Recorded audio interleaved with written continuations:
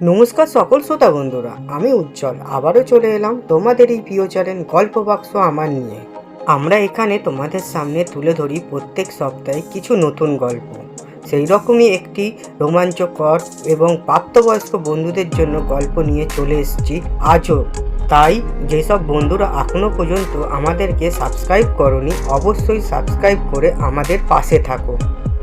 আজকের গল্প ডাকাতের সাথে ফুলশয্যা, অনিরুদ্ধর কলমে। গল্পটি কঠোরভাবে প্রাপ্তবয়স্কদের জন্য। 18 বছরের নিচে কোনো শ্রোতার জন্য গল্পটি উপযুক্ত নয়। এই গল্পের সমস্ত ঘটনাবলী ও চরিত্ররা সম্পূর্ণ কাল্পনিক। বাস্তবের সঙ্গে কোনো মিল থেকে থাকলে তা অনিচ্ছাকৃত এবং কাকতালীয়। শুরু হচ্ছে আজকের গল্প ডাকাতের সাথে ফুলশয্যা। কমলার চিৎকারে চারপাশটা যেন ভরে উঠতে লাগলো, কিন্তু ডাকাতদের মন তো আর চিৎকারে গলবে না। কমলার দুই চোখ দিয়ে টপ টপ করে জল পড়ছে। দুটো হাতে সে ডাকাতদের শক্ত হাত ছাড়াবার চেষ্টা করছে, কিন্তু পারছে না। আবার চিৎকার করে উঠল সে। গোটা শরীরটাকে মাটির দিকে হেলে ফেলাবার চেষ্টা করলো। গায়ে জড়িয়ে রাখা লাল রঙের শাড়ি, হাতের শাখা পলা, মাথায় সিঁদুর, এমনকি তার সুন্দর করে করা চন্দনের সাজ, সবকিছু এখন ঘামে কেমন যেন এলোমেলো হয়ে যাচ্ছে। আহ, মেয়েটা বড় জ্বালাচ্ছে দেখছি। এই এই এমন করলে তোকে এইখানে মাটিতে পুঁতে রাখবো। চুপ কর বলছে।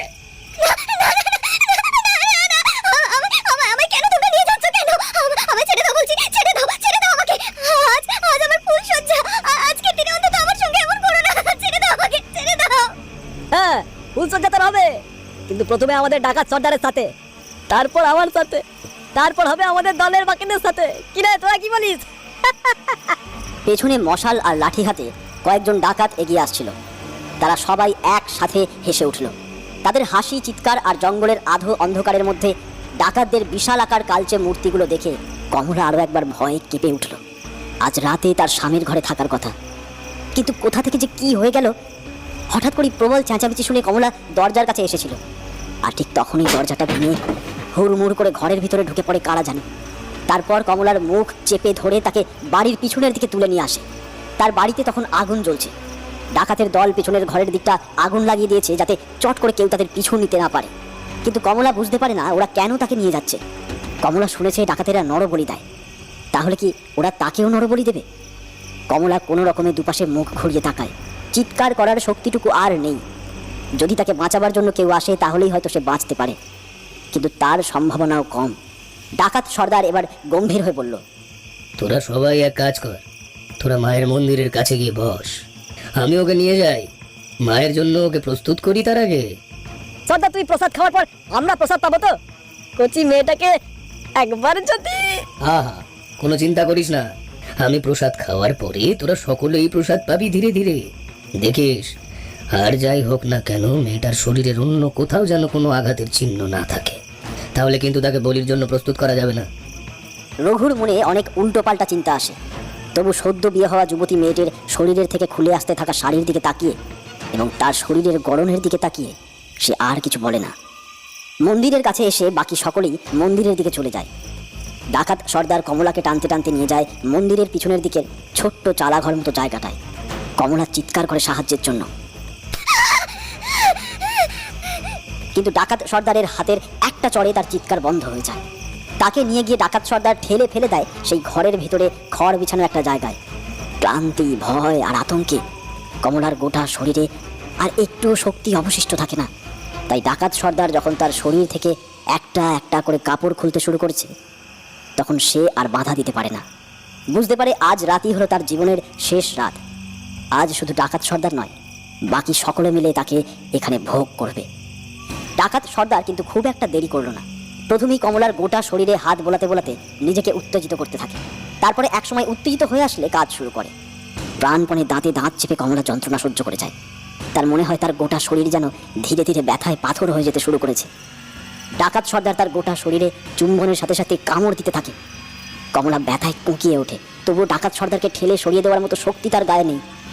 তার গোটা শরীরকে ভোগ করে চলেছে ডাকাত সর্দার। তার দুটি জোরে জোরে মর্দন করতে করতে এক সময় তার প্রবেশ করিয়ে উত্তম লিপ্ত হয় কমলার সাথে।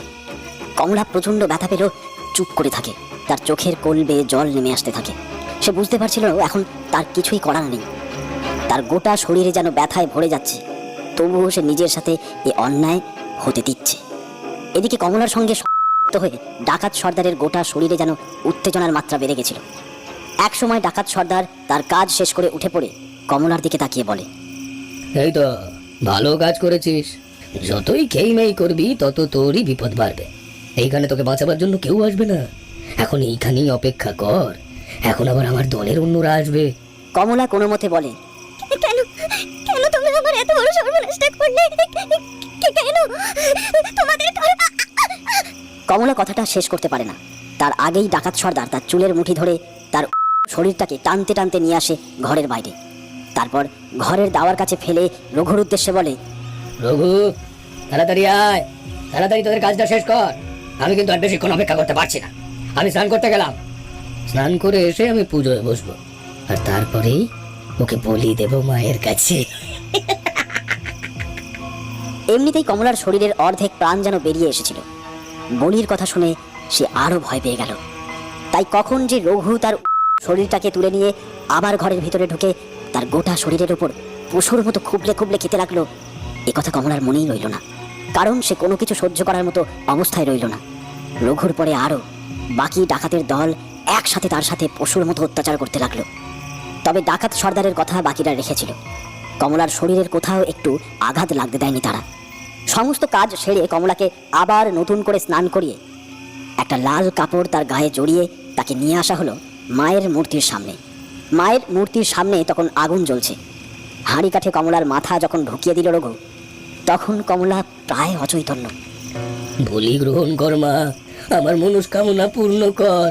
এই নে, এই নে, তিনটেই বলি তোকে দিলাম। আমার মনস্কামনা তুই ধীরে ধীরে পূর্ণ কর, আমি তোর সব কথা শুনবো মা। ডাকাত সর্দারের হাতের খাড়াটা নেমে এলো নিচের দিকে। কমলার মাথাটা ধর থেকে আলাদা হয়ে গেল এক মুহূর্তে।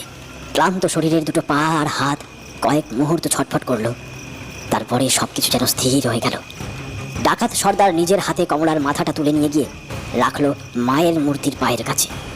পেছনে ডাকাতের দল গুঞ্জন করতে লাগলো। রঘু বলে উঠল, সর্দার সবে 3 হলো, এখনো বাকি রইল 4টে। জ্বলতে থাকা আগুনের আলোয় ডাকাত সর্দারের মুখটা তখন বিভৎস লাগছে। রক্ত ছিটকে এসে লেগেছে মুখের দুপাশে। রক্তের সাথে ঘাম গড়িয়ে পড়ছে টপ টপ করে। তার 2 চোখ জবা ফুলের মতো লাল, হিংস্র দাঁতগুলোর মধ্যে যেন রক্ত লেগে আছে। ডাকাত সর্দারের রক্তমাখা হাত আর খানাটা ওপরে তুলে বলে উঠল, জয় মা কালী, জয় মা কালী।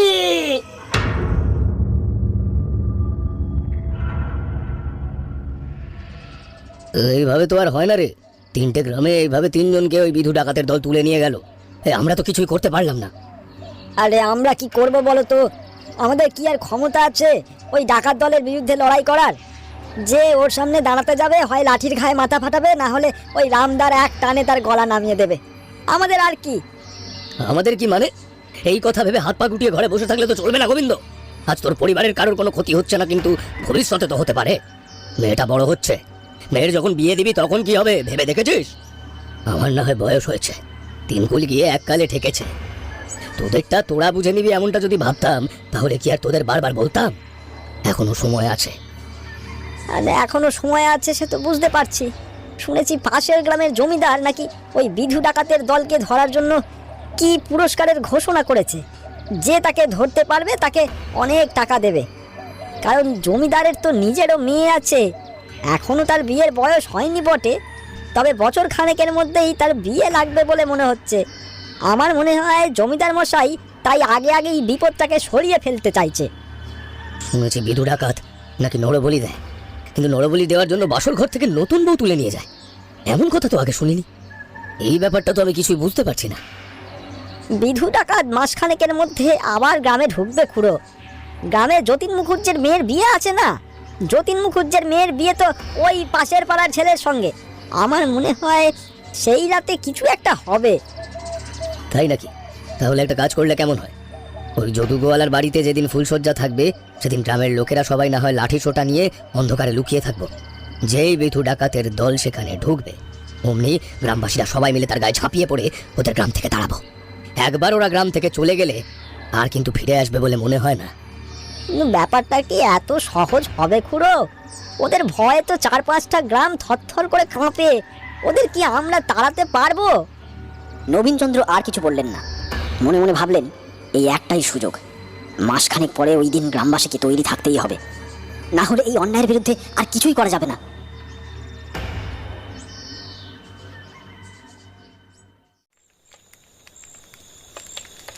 বিধু ডাকাতের দল সেদিন বসেছিল জঙ্গলের প্রান্তে। গ্রাম থেকে একটা কচি ছাগল তুলে নিয়ে গিয়েছিল, তাকে আগুনে ঝলসে পুড়িয়ে খাওয়া হচ্ছিল, আর তার সঙ্গে ছিল দেশি মদ। বিধু ডাকাতের দলে লোকজন অনেক রয়েছে, কিন্তু তারা বিভিন্ন সময়ে এইদিকে ওদিকে ছড়িয়ে থাকে। এখন রঘু আর তার 4 জন সাঙ্গপাঙ্গ এবং তার সঙ্গে ডাকাত সর্দার বিধু ছিল। বিধু মন দিয়ে খেয়ে চলেছিল, আর রঘু আস্তে আস্তে বলল, আচ্ছা সর্দার, একটা প্রশ্ন করব, যদি কিছু মনে না করো। তোর কথায় আমি কিছু মনে করব কেন রঘু? তুই আমার সবচেয়ে কাছের লোক। তুই না থাকলে আলাদা আলাদা ভাবে এতগুলো জঙ্গলে আমি সামলাতে পারতাম? আরে তাতে কি হয়েছে? আমি তো প্রত্যেক দলে একজন করে রেখে দিয়েছি, যারা 4 জনের দলকে সামলাবে। নাহলে এত জনের ডাকাতের দল তুমি একা সামলাতে পারতে? ওসব কথা বাদ দে, আমায় বল কি বলতে চাইছিলি। বলছি সর্দার, বলির জন্য শুনেছি কুমারী মেয়ে ভালো, বিশেষ করে যাদের এখনো ওই রতিক্রিয়া হয়নি, সেই মেয়ে বলির জন্য উৎসর্গ করা সবচেয়ে পুণ্যের কাজ। কিন্তু তুমি বারবার কেন সদ্য বিবাহিত মেয়ে যারা এই ফুলসজ্জা হয়নি তাকে এইভাবে তুলে আনছো? কথাটা তোকে আগে বলবো বলেই ভেবেছিলাম, কিন্তু আসলে এই আমার হয়েছে এক বিপদ। তুই তো জানিস আজ 4 বছর হয়ে গেল ঘরে আমার বউ রয়েছে, কিন্তু সন্তানের মুখ আমি দেখতে পাইনি। এক তান্ত্রিকের সঙ্গে আমার বেশ চেনা জানা রয়েছে, সে কথা তোকে আমি আগেই বলেছি। সেই তান্ত্রিক আমায় বলেছে আমার সন্তান যোগে দোষ রয়েছে, এক বিশেষ সাধনার মাধ্যমে আমি সেই দোষটা কাটাতে পারবো। তার জন্য প্রথমে সদ্য বিবাহিত অথচ নিষ্কলিত 7টি যুবতী মেয়েকে আমাকে বলি দিতে হবে মায়ের পায়ে, তারপরে সেই প্রক্রিয়া তান্ত্রিক আমায় বলে দেবে। আচ্ছা, তাই জন্য তুমি এই কাজ করছো? তাহলে তো বাকি 4 জনকে খুব তাড়াতাড়ি তুলে আনতে হবে। খবর পেয়েছি পাশের গ্রামে আর একজনের বিয়ে ঠিক হয়েছে, মাসখানেকের মধ্যেই সেই খবর চলে আসবে।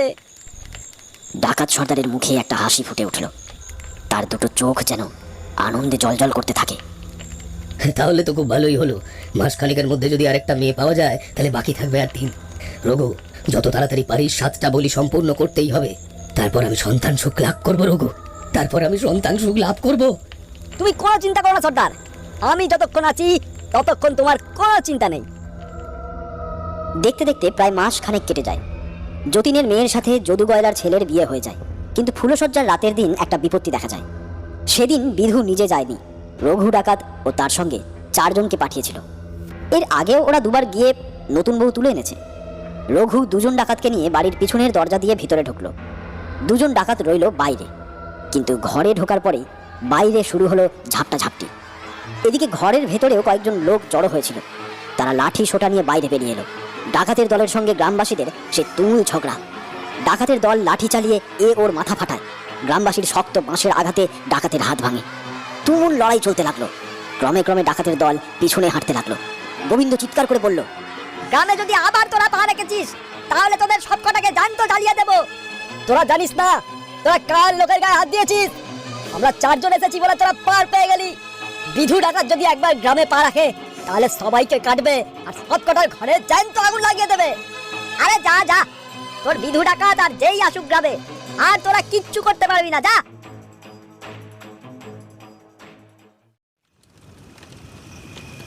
সে রাতে গ্রামের লোকেদের জন্য যদু গয়লার ছেলের নতুন বউয়ের প্রাণ এবং সম্মান 2ই বেঁচে গেল। রঘু তার দলবল নিয়ে ফিরে গেল জঙ্গলে। বিধু তখন জঙ্গলের মায়ের মূর্তির সামনে আগুন জ্বালিয়ে হাঁড়ি কাঠ নিয়ে অপেক্ষা করছে। পায়ের শব্দ পেয়ে পিছনে না তাকিয়ে বলল, তাড়াতাড়ি মেয়েটাকে ওই ঘরে নিয়ে চল, আগে আমি প্রসাদ গ্রহণ করি, তারপর তোরা প্রসাদ গ্রহণ করবি। আজ বড্ড দেরি করে ফেললি, তাড়াতাড়ি কর। বিধু ডাকাত কিন্তু কথাটা বলেও কেমন যেন একটু অবাক হলো। আজ রঘু ডাকাতের মুখে সেই হাসি নেই, তার দলের লোকেরা কেমন চুপচাপ। তাছাড়া প্রত্যেকবার মেয়েগুলোকে ধরে আনার পর মেয়েগুলো বড্ড চিৎকার করে, তাদের চিৎকারে রঘু ডাকাতের মাথার ভেতর কেমন যেন দপদপ করে ওঠে। তা আজ কোনো চিৎকার নেই, কি হলো? মেয়েটা কি মরে গেল নাকি? বিধু ডাকাত সামনে থেকে উঠে দাঁড়িয়ে পিছনে তাকিয়ে দেখলো রঘু মাথা নিচু করে দাঁড়িয়ে আছে, তার পেছনে বাকি 4 জন দাঁড়িয়ে আছে। কি হলো, এইভাবে চুপ করে দাঁড়িয়ে আছিস কেন? এই এই নতুন বউ কোথায়? সবাই চুপ, চারপাশটা এতটাই নিশ্চুপ যে গাছের একটা পাতা এসে মাটিতে খসে পড়লেও যেন শব্দ হবে। বিধু ডাকাত আকাশ বাতাস কাঁপিয়ে যেন গর্জন করে উঠল। সত্যি করে বল রঘু, সত্যি করে বল। আজ আমরা নতুন বউ তুলে আনতে পারিনি সর্দার। গ্রামের এত লোক যে ওখানে থাকবে সেটা বুঝতেই পারিনি। সবাই মিলে এমন ভাবে আমাদের উপর লাফিয়ে পড়লো না, 2-3 জনকে আঘাত করেছি, কিন্তু কিন্তু এতজনকে তো আটকানো যায় না। রঘুর কথার সমর্থন করলো তার সাথে পিছনে দাঁড়িয়ে থাকা তার দলের লোকেরা। ওদের মধ্যে কারো হাত ভেঙেছে, কারোর চোখের পাশটা কেটেছে, কারোর আবার মাথা ফেটেছে, সেই মাথায় কাপড় বাঁধা রয়েছে, কারোর পায়ের একটা আঙুল আর নেই। রঘু ডাকাতের ডান হাত দিয়ে তখন ঝরঝর করে রক্ত পড়ছে, কোনো রকমে সেটা একটা কাপড় আর ডাল পাতা দিয়ে বাঁধা রয়েছে। বিধু ডাকাত গর্জন করে উঠল। কি বলছিস? তুই পারিস নি? আমার সামনে সেটা আবার দাঁড়িয়ে বলছিস? তুই আমার সাথে ডাকাতি করে একটা সামান্য কাজ করতে পারিস নে? তুই কি জানিস না এই বিধু ডাকাতের কাছে ব্যর্থতার পরিণাম কি? বিধু ডাকাতের গলার গম্ভীরতায় আর কম্পনে যেন গোটা জঙ্গল কেঁপে উঠল। রঘুর পেছনে দাঁড়িয়ে থাকা ডাকাতের দলের লোকগুলো কেমন যেন অবাক হয়ে তাকালো সামনের দিকে। মায়ের মূর্তির ঠিক নিচে বিধু ডাকাতকে দেখা যাচ্ছে। তার হাতে কখন যেন উঠে এসেছে সেই খাঁড়াটা, আলো আধারিতে তাকে যেন স্বয়ং শয়তানের মতো মনে হচ্ছে। বিশ্বাস করো সর্দার, আমরা চেষ্টা করেছিলাম, এর পরের বার আর এমন হবে না। এর পরের বার বেশি লোক নিয়ে যাব। গ্রামবাসীরা যে এমন ভাবে আমাদের সামনে দাঁড়াবে সেটা ভাবতে পারিনি। ওই ভীতু মানুষগুলোর মধ্যে এত সাহস কোথা থেকে? ব্যর্থতার পরিণাম কি বলতো রঘু? রঘু ডাকাত অবাক হয়ে তাকালো সামনের দিকে। তার সামনে দাঁড়িয়ে থাকা ডাকাত সর্দারের মুখটা কেমন হিংস্র হয়ে উঠেছে। তার দুটো চোখ যেন লাল টকটকে। আমি বলছি সর্দার, সত্যি বলছি, এর পরের বার আমরা আর ভুল করবো না সর্দার। ব্যর্থতার পরিণাম মৃত্যু। ব্যর্থ হওয়া মানেই আর বেঁচে থাকার কোনো অধিকার নেই তার। রঘু অবাক হয়ে তাকিয়েই রইল সামনের দিকে। বিধু ডাকাত এই কথা বলছে। বিধু ডাকাতের জন্য সে কি না করেছে। গলার কাছে একটা রামদার আঘাতের দাগ এখনো অল্প অল্প রয়েছে। এই আঘাত বিধু ডাকাতকে বাঁচাতে গিয়ে লেগেছে। বিধু ডাকাতের কথায় সে একের পর এক বাড়িতে আগুন লাগিয়েছে, নির্বিচারে মানুষের মাথা ধর থেকে আলাদা করে দিয়েছে। আর সেই বিধু ডাকাত নাকি? কিন্তু সর্দার, সামান্য একটা ভুলে চলে আমার জীবন। নিয়ম সবার জন্য সমান রঘু। ব্যর্থতার পরিণাম মৃত্যু। সেই মৃত্যুকে স্বয়ং আমিও আটকাতে পারবো না। কথাটা বলেই নিজের হাতের খাড়াটা চালিয়ে দিল রঘুর গলা লক্ষ্য করে। এক ঝলকা রক্ত ছিটকে গেল বিধু ডাকাতের মুখে। খানিকটা পিছনের দিকে গিয়ে দলের বাকি লোকেদের গায়ে পড়ল। রঘুর শরীরটা থরথর করে কাঁপতে লাগলো, আর তার দুটো হাত উপরের দিকে উঠে আসছিল ক্ষমা চাওয়ার ভঙ্গিতে। হাত দুটো অদ্ভুতভাবে সেখানেই থেমে গেল, ধপ করে পড়ল মাটিতে। বিধু ডাকাত রক্তচক্ষুতে মায়ের মূর্তির দিকে তাকিয়ে বলল, তুই চিন্তা করিস না মা, তোর বলি আমি ঠিক জোগাড় করে দেব।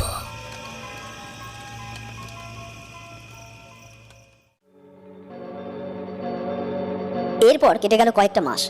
এর মাঝে আশেপাশের গ্রাম থেকে রঘু ডাকাত আরও দুটো নতুন বউ জোগাড় করেছিল। প্রথমে তাদের সম্ভোগ করে, তারপর তার দলের লোকেদের দিয়ে তাদের নিপীড়ন করে তাদের শরীরটাকে বলি দিয়েছিল সে। তান্ত্রিকের বলা কথা মতো 7টা বলি হতে আর 2টো বলি বাকি ছিল। তার মধ্যে একদিন এক সাকরেদ এসে খবর দিল পাশের গ্রামে কাল একটা বিয়ে রয়েছে, অর্থাৎ 2 দিন পরে ফুলসজ্জা। বিধু ডাকাত সমস্ত দলবল নিয়ে তৈরি হতে লাগলো। এবার ঠিক করলো সে নিজে যাবে সেখানে। দিনক্ষণ মতো বিধু ডাকাত 10 জনের একটা দল নিয়ে সেই গ্রামে গিয়ে তুলে আনলো নতুন বউকে। তাকে খড়ের বিছানায় নিয়ে গিয়ে ফেলতেই মেয়েটি গর্জন করে বলে উঠল, তুই সেই বিধু ডাকাত তাই না, যে আশেপাশের গ্রাম থেকে নতুন বউদের নিয়ে গিয়ে তাদের হত্যা করিস? আমায় যখন চিনতেই পেরেছিস, তাহলে নিজের ভবিষ্যতের জন্য প্রস্তুত হ। আমার ভবিষ্যৎ নিয়ে আমি ভাবছি না। আমার ভবিষ্যৎ কি হবে তা আমি ঠিক বুঝতে পেরেছি। তোর কাছে না আমি প্রাণ ভিক্ষা চাইবো না, কোনো মিনতি করব না। তবে মনে রাখিস, তুই যদি আমার সামান্য ক্ষতি করিস, তার ফল কিন্তু ভালো হবে না। আমি স্বয়ং মা কালীর ভক্ত। মা কালীর পুজো না করে আমি জল পর্যন্ত গ্রহণ করি না। তোর যদি সাহস থাকে তুই আমায় স্পর্শ কর। বিধু ডাকাতে তখন মাথায় যেন রক্ত চেপেছে। সামনে তার 6ষ্ঠ বলি থাকতে সে আর চুপ করে বসে থাকতে পারল না। সে এগিয়ে গেল সামনের দিকে, তারপর একটা চড় মারলো মেয়েটির গালে। মেয়েটি কিন্তু কোনো কথা বলল না, তার চোখে জল এলো না। নিজের শরীরটা নিয়ে যেন পাথরের মতো সহ্য করতে লাগলো বিধু ডাকাতকে। বিধু ডাকাত তার গোটা শরীরের সমস্ত শক্তি দিয়ে যেন মেয়েটির সঙ্গে সঙ্গম করতে লাগলো। তারপর সঙ্গম শেষে তার উলঙ্গ শরীরটাকে টানতে টানতে নিয়ে এলো বাইরে। ততক্ষণে অপেক্ষা করছিল তার সাঙ্গপাঙ্গরা। মেয়েটাকে এমন অবস্থায় দেখে সাঙ্গপাঙ্গরাও যেন অবাক হয়ে গেল। মেয়েটার দিকে তাকিয়ে ওরা ভয় পেল বলা যায়। তবে বিধু ডাকাতের অবস্থা তখন অন্য। সে চিৎকার করে উঠে বলল, যা করবার তাড়াতাড়ি কর, আর বেশিক্ষণ ওকে বাঁচিয়ে রাখা যাবে না। আমার মুখে মুখে কথা, আজ ওকে এমন ভাবে মারবো। মেয়েটি কিন্তু কিচ্ছু বলছিল না, এক দৃষ্টিতে তাকিয়েছিল বিধু ডাকাতের দিকে। তারপর তার চোখ চলে গেল এক পাশে রাখা একটা লম্বা ছুরির দিকে। ছুরিটা দেখেই সে হাসতে শুরু করলো। হাসতে হাসতে বলল, তুই আমায় বলে দিবি? আরে তুই তো আমায় স্পর্শ পর্যন্ত করতে পারবি না। যে অন্যায় তুই করেছিস সেই অন্যায়ের শাস্তি তুই পাবি। আমি জানি না তুই কেন এমন কাজ করছিস, কিন্তু যে কারণে তুই এমন কাজ করছিস সেই মনস্কামনা তোর কখনোই পূর্ণ হবে না। আমি যদি মা কালীর সত্যিকারের ভক্ত হয়ে থাকি তাহলে আমি তোকে অভিশাপ দিচ্ছি, তুই নিজের আপনজনদের হাতেই মরবি। আর যে কারণে তুই এত জঘন্য কাজ করেছিস তারা সবাই মরবে, কেউ বাঁচবে না, কেউ না। মাগি, তোর এত বড় সাহস! কথাটা বলে বিধু ডাকাত এক ছুটে এগিয়ে যেতে চাইল তার দিকে, কিন্তু মেয়েটি অবস্থায় ছুটে গেল মায়ের মূর্তির কাছে। তারপর ছুরিটা তুলে নিয়ে চোখের নিমিষে নিজের পেটে ঢুকিয়ে দিল। উপস্থিত থাকা ডাকাতেরা সকলে ব্যাপারটা দেখে ভয়ে একসাথে চিৎকার করে উঠল। বিধু ডাকাত এতটা আন্দাজ করতে পারেনি। দৃশ্যটা দেখে সেও কেমন যেন পাথরের মতো হয়ে গেল। তার মনে হলো মায়ের মূর্তির সামনে আগুনের কাছে দাঁড়িয়ে থাকা মেয়েটিকে কেমন যেন অদ্ভুত বলে মনে হচ্ছে। মেয়েটি এইবার যন্ত্রণা মাখা গলায় বলল, আমি তোকে অভিশাপ দিয়ে যাচ্ছি। আজ থেকে 1 মাসের মধ্যে যেদিন আকাশে চাঁদ থাকবে অথচ চাঁদের আলো থাকবে না, সেই দিন তুই মরবি। কথাটা বলতে বলতে সে লুটিয়ে পড়ল মাটির উপরে। বিধু ডাকাত কিছুক্ষণের জন্য পাথরের মতো হয়ে গেলেও তারপরে সে চিৎকার করে উঠল, তোর মারা, তুই মরেছিস ভালো হয়েছে। আমায় নিজের হাতে তোকে বলি দিতে হয়নি। তোর রক্তটাই তো আমার কাজে লাগবে। তোর এই রক্ত নিয়ে আমি এই মায়ের পায়ে মাখিয়ে দিলাম। ব্যাস, আর বাকি রইল একটা। এই তোরা শোন। আরে কি হলো? আরে কি হয়েছে তোদের সবাই? ভালো করে শোন। শুনেছি পাশের গ্রামে জমিদারের মেয়ের বিয়ের কথা চলছে। আশা করছি কিছুদিনের মধ্যেই বিয়ে হবে। এটাই শেষ। এরপরে আমরা আর এই জঙ্গল থেকে বছর খানেকের জন্য অন্য কোথাও চলে যাব, ঠিক আছে? ডাকাতের দল অবাক হয়ে পড়েছিল। মৃতদেহ তাদের সরিয়ে ফেলতে হলো। মৃতদেহ সরাতে সরাতে ডাকাতের একজন বলল, আচ্ছা, সর্দার কাজটা কি ঠিক করলো বলতো? কেমন যেন মনে হচ্ছিল। মেয়েটা যখন কথা বলছিল আমার বুকটা কেমন কেঁপে উঠলো, কেমন যেন ভয় ভয় করছিল রে। আরে শুধু তুই কেন, আমাদেরও তো একই অবস্থা ছিল। মেয়েটার যখন পেটে ছুরি ঢুকিয়ে দিল যেন মনে হলো ওই যে আমাদের মন্দিরের মায়ের মূর্তিটা একবার কেঁপে উঠলো। মনে হয় আমি ভুল দেখেছি, কিন্তু কিছু একটা ঘটবে রে, কিছু একটা ঘটবে। সর্দার কাজটা ভালো করলো না। মেয়েটা নাকি মা কালীর ভক্ত ছিল। সব কিছু আগে জেনেও যে কেন সর্দার এমন কাজ করলো। সর্দার বোধহয় পাশের গ্রামের জমিদারের ওই বড় মেয়ের যে বিয়ে হচ্ছে সেদিকেই হাত বাড়াবে। মেয়েটা দেখতে খুব সুন্দরী। আরে তুই শুধু শুনেছিস, আমি নিজের চোখে দেখেছি। অমন সুন্দরী মেয়ে ওই গ্রাম কেন, আশেপাশের 5টা গ্রামের মধ্যেও আর নেই। যদি তাই হয় তাহলে সর্দার তাকে তুলে আনবে, আর সর্দারের প্রসাদ হবার পরে তো আমরাও প্রসাদ পাবো, কি বলিস? এমন সুন্দর যদি সে হয় তাহলে তো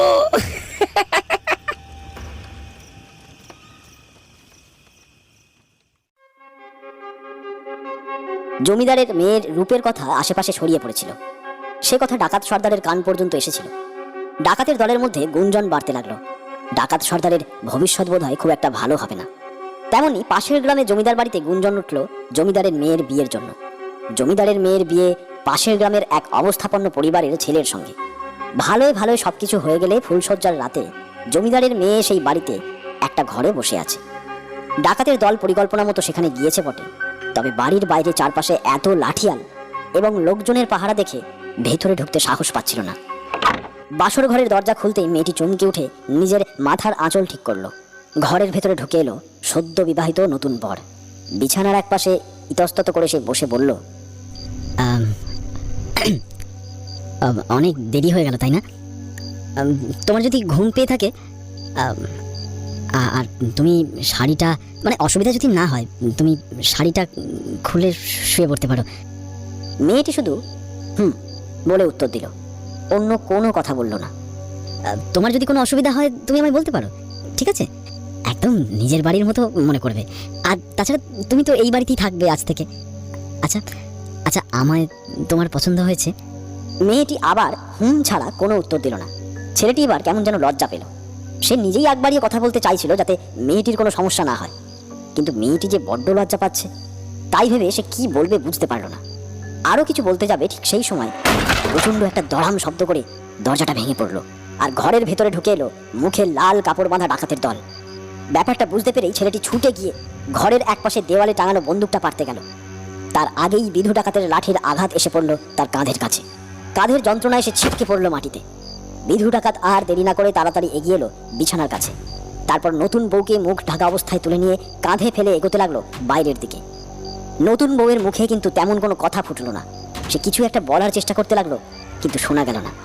বাইরে তখন জমিদারের লাঠিয়ালা ডাকাত দলের মধ্যে প্রবল লড়াই চলছে। আসলে বিধু সামনে থেকে ডাকাতের দলকে প্রবেশ করিয়ে দিয়ে পিছন থেকে সে নিজে ঢুকেছিল। সে বাইরে বেরিয়ে এসে একটা অদ্ভুত হড় বোলার স্বরে পাখির ডাক ডাকতেই ডাকাতের দল লড়াই ছেড়ে বেরিয়ে এলো। ডাকাতের দল যখন গ্রাম ছেড়ে খানিকটা দূরে চলে গেছে তখন সবার নজর পড়ল বাসর ঘরে অজ্ঞান হয়ে পড়ে রয়েছে বর এবং বিছানায় বউ নেই। কি হলো গো? কি হলো? নতুন বউ এইভাবে যে কোথায় চলে গেল? কোথায় গেল গো? কোথায় গেল? আর কি করা যাবে, আমাদের জমিদারকে খবর দিতে হবে। লাঠিয়াল পাঠাতে হবে পূবের জঙ্গলের দিকে। শুনেছি সেইখানেই বিধু ডাকাতের আড্ডা। আর আর কাউকে ছাড়া হবে না। দরকার হলে আশেপাশের সব গ্রাম থেকে সব লাঠিয়াল নিয়ে আসবো আমি। এমনভাবে যখন সবার চিৎকার চেঁচামেচি চলছে তখন পাশের ঘর থেকে বেরিয়ে এলো নতুন বউ। তাড়াতাড়ি এগিয়ে এসে বরকে অজ্ঞান হয়ে থাকতে দেখে সে ভয়ে বলে উঠল, কি হয়েছে? তোমরা সবাই এমন করছো কেন? আরে বৌমা, তুমি এখানে? তাহলে ডাকাতের দল যে নতুন বউকে নিয়ে চলে গেল। সর্বনাশ, ওটা কিন্তু আমি না, ও তো ছোট খুকি। ছোট খুকি তো মস্করা করবে বলে আমার বদলে সে নিচে বউ সেজে বসেছিল। আমি তো ছিলাম পাশের ঘরে। এখন কি হবে? এক্ষুনি এক্ষুনি এক্ষুনি তোমরা বাবাকে খবর দাও। খবর চলে গেল চারিপাশে। আশেপাশের কয়েকটা গ্রামের লোকেরা যারা খবর পেল সকলে মিলে এগিয়ে এলো জমিদারের সাহায্যের জন্য। এই একমাত্র সুযোগ বিধু ডাকাতকে একেবারে শেষ করে দেওয়ার। এদিকে বিধু ডাকাত যেন হাওয়ার গতিতে পূবের জঙ্গলে গিয়ে ঢুকলো।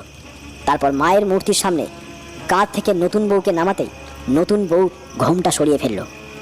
বিধু অবাক হয়ে গেল, নতুন বউয়ের কপালে সিঁদুর নেই কেন? কি ব্যাপার, তোর বিয়ে হয়নি? তোর কপালে সিঁদুর নেই কেন? আর তোর বয়স তো অনেক কম বলে মনে হচ্ছে। মেয়েটি তখন ভয়ে কাঁদতে কাঁদতে বলল, আমি আমি আমি বউ নই। আমি ছোট খুকি। আমি বউ নই। আমি তো দিদির জায়গায় বসেছিলাম সবাইকে চমকে দেবো বলে। আমায় তোমরা ছেড়ে দাও, ছেড়ে দাও, আমায় ছেড়ে দাও। তাই নাকি মাগি? এই বয়সে বউ হওয়ার শখ হয়েছে? তোর দিদিকে যখন আনতে পারিনি তাহলে তাহলে আজকে তুই হবি আমার বলি। প্রথমে তোকেই ভোগ করবো। চ। রাগে আর নিজের উপর ঘেন্নায় ডাকাত সর্দারের গোটা শরীরে যেন থরথর করে কাঁপছিল। মেয়েটা কিন্তু সেখানে দাঁড়ালো না, ছুটে গেল জঙ্গলের একপাশে। ডাকাত সর্দার তার পেছন পেছন ছুটল, কিন্তু কোনো একটা অজানা কারণে ডাকাতের দলের বাকিরা কিন্তু মায়ের মূর্তির সামনে স্থির হয়ে দাঁড়িয়ে রইল। বিধু ছুটে চলেছে আর তার সামনে ছুটে চলেছে সেই মেয়েটি। শাড়ি পরে সে ভালো ছুটতে পারছে না। আরও খানিকটা এগিয়ে যেতেই হুমড়ি খেয়ে পড়লো মাটির উপরে। পিছন থেকে নেমে এলো বিধুর হাত। শক্ত হাতে মেয়েটির গলা প্রায় চেপে ধরে তাকে কাঁধে তুলে ফেললো। তারপর বলল, তোর জন্য আমার এতদিনের সাধনা এত কাছে এসো সম্পূর্ণ হলো না। তোর জায়গায় তোর দিদি থাকলে এতক্ষণে। শুনেছি সে নাকি অপরূপ সুন্দরী, তুইও সুন্দরী কম না।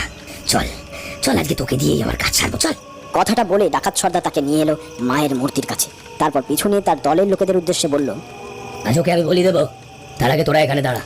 বলির জন্য সবকিছু প্রস্তুত কর। ওকে নিয়ে আমি পাশের ঘরে চাই। ডাকাত সর্দার এগোতে যাবে এমন সময় তার কাঁধে এসে পড়লো একটা হাত। পিছনের দিকে তাকিয়ে বিধু ডাকাত দেখলো তার কাঁধের উপরে হাত রেখেছে যতীন। রঘু ডাকাত মারা যাওয়ার পর যতীন তার জায়গা নিয়েছে।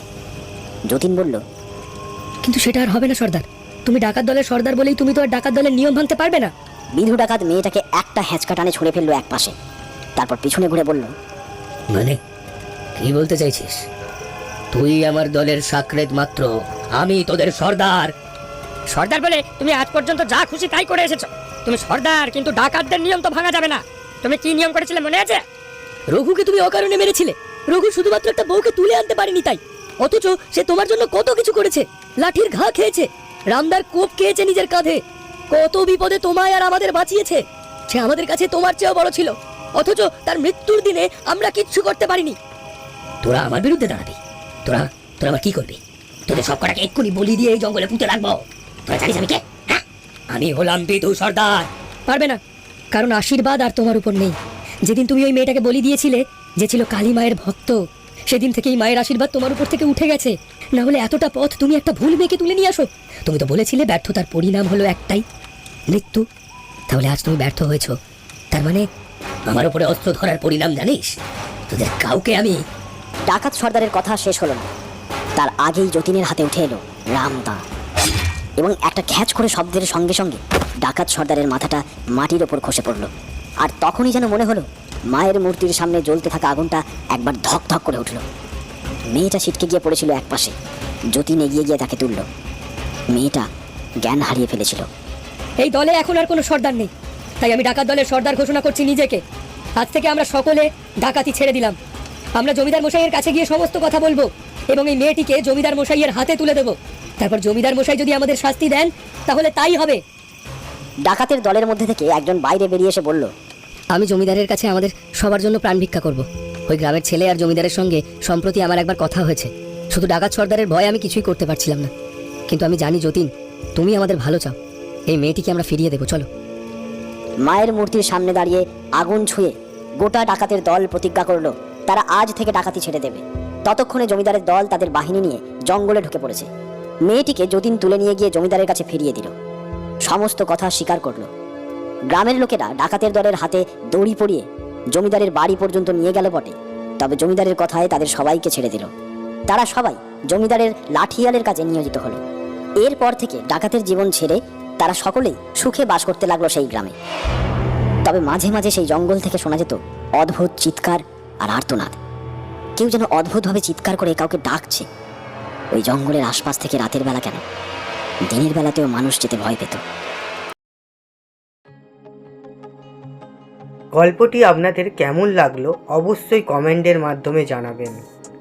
নতুন হয়ে থাকলে সাবস্ক্রাইব করে বেল নোটিফিকেশানটাকে অল করে দেবেন, যাতে আমরা গল্প দেওয়ার সাথে সাথেই আপনাদের কাছে আমাদের এই গল্পগুলি পৌঁছে যেতে পারে। ভালো লাগলে একটি লাইক করে দেবেন এবং শেয়ার করবেন আপনার বন্ধু বান্ধবী ও পরিবারের সাথে। আজকের মতো এই পর্যন্তই।